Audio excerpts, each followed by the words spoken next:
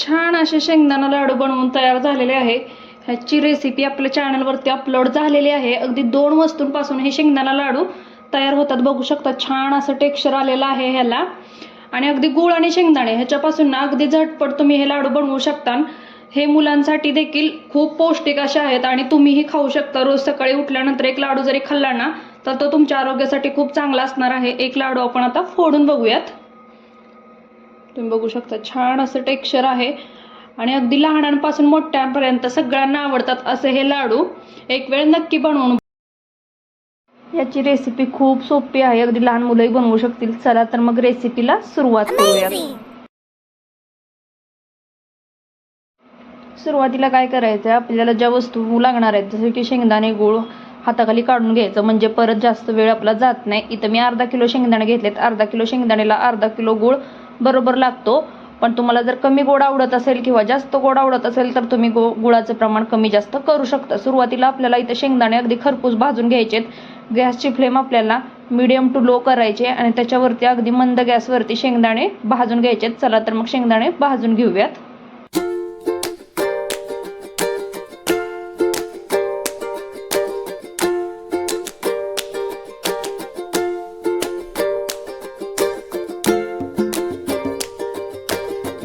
इथं गॅसची फ्लेम मी लो केलेली आहे। आता शेंगदाणे भाजतायत तोपर्यंत आपण गूळ बारीक करून घेऊयात। तुम्ही खिसूनही घेऊ शकता, मी इथं चिरून घेणार आहे। खिसून घेतला तरीही चालेल। सगळा गूळ, जेवढा गूळ आपल्याला लागणार आहे तेवढा खिसून किंवा चिरून घ्यायचा। आता इथं आपण सगळा गूळ चिरून घेऊयात, म्हणजे मिक्सरमध्ये तो सहजरित्या बारीक होईल। आणि हा गूळ असा एकदम सॉफ्ट असल्यामुळे ना लगेच चिरला जात होता, त्यामुळे गूळ चिरायला फारसा वेळ लागला नाही। अगदी 5 ते 10 मिनिटांमध्ये गूळ चिरून झालेला आहे। आता पुढची प्रोसेस बघूया।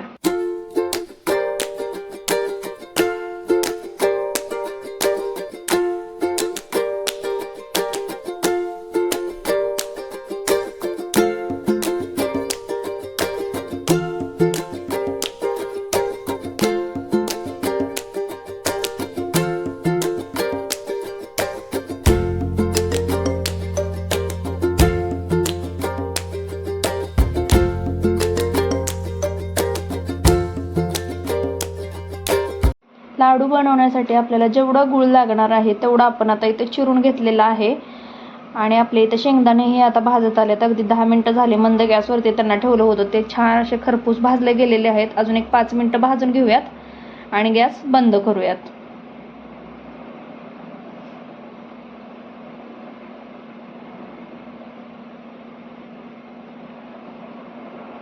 आता 5 मिनिटं झालेली आहेत। आता शेंगदाणे एका भांड्यामध्ये काढून घेऊयात, कारण त्याच भांड्यामध्ये ठेवले की ते अजून भाजले जातील आणि करपतील। त्याच्यामुळे आपण आता भाजलेले शेंगदाणे एका ताटामध्ये काढून घेऊयात आणि शेंगदाणे थोडेसे थंड करून घ्यायचे। गरम असताना त्याच्यामध्ये गूळ घालून मिक्सरला बारीक करायचं नाही, नाहीतर त्याला पाणी सुटल आणि ते लाडू जास्त दिवस टिकणार नाहीत आणि वळताही येणार नाहीत। त्याच्यामुळे आता शेंगदाणे भाजले की आपण एका ताटात काढून घेऊयात आणि ते थंड करण्यासाठी ठेवून देऊयात।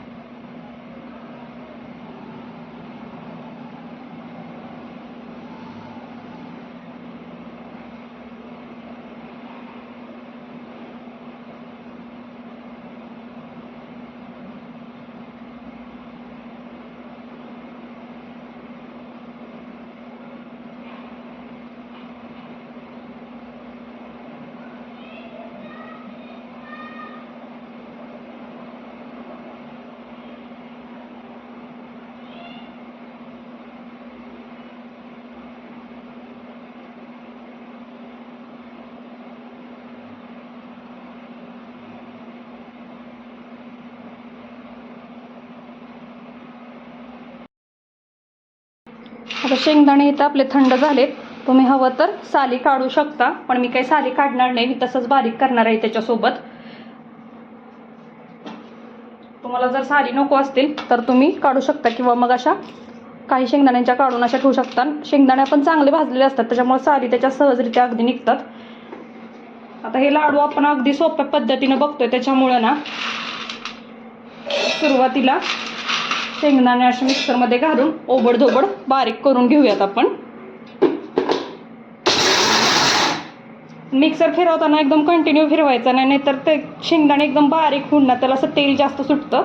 असं चालू बंद चालू बंद मिक्सर करून शेंगदाणे फिरवून घ्यायचे.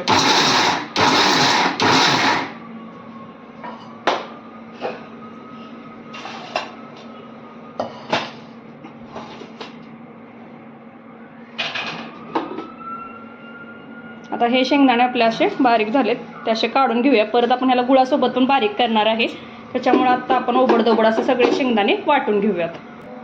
आता इथं आपले सगळे शेंगदाणे वाटून झालेले आहेत. आता काय करायचं, गुळासोबत परत एकदा ते शेंगदाणे फिरवून घ्यायचेत आपल्याला. मग परत एकदा शेंगदाण्याचं कूट घालून घ्यायचं त्या भांड्यामध्ये आणि गुळ घालायचा. कमी गोड किंवा जास्त गोड तुम्ही तुमच्या आवडीनुसार करू शकता.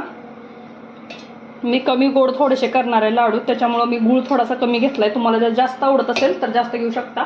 आता इथं शेंगदाण्याचं कूट आपण घालून घेतलं, त्याच्याबरोबरच आपण बारीक करून घेतलेला गूळ देखील घालून घ्यायचा.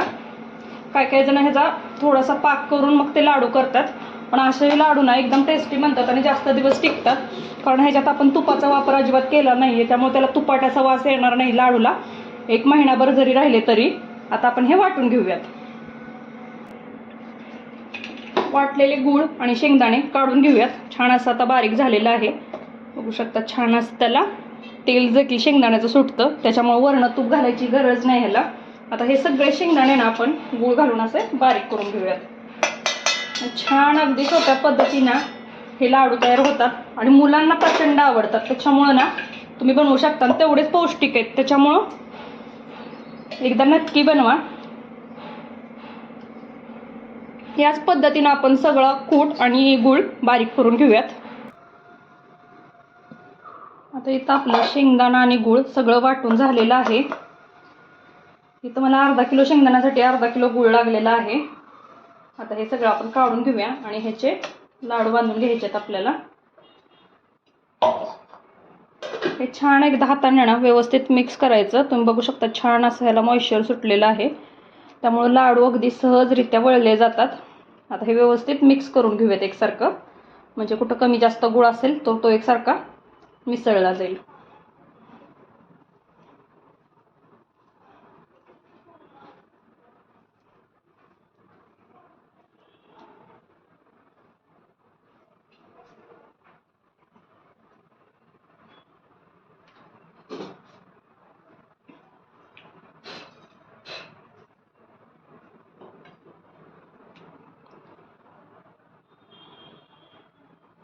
जास्त मोठेही नाही आणि जास्त बारीकही नाही, असे लाडू आपल्याला वळून घ्यायचे आहेत.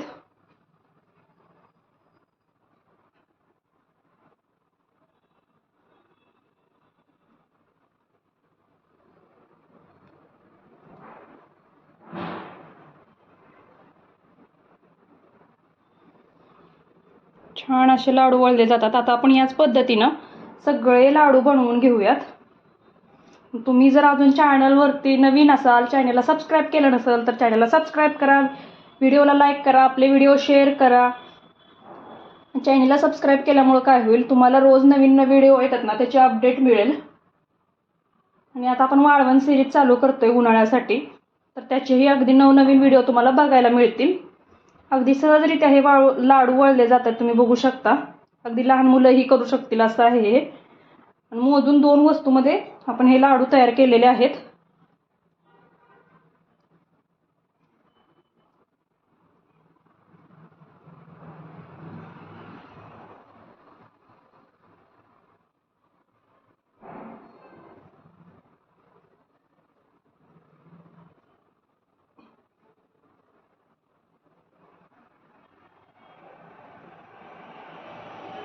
मी तर लाडू मीडियम साईजमध्ये करते, जास्त मोठेही नाही. तुम्ही तुमच्या आवडीनुसार साईज कमी जास्त करू शकता.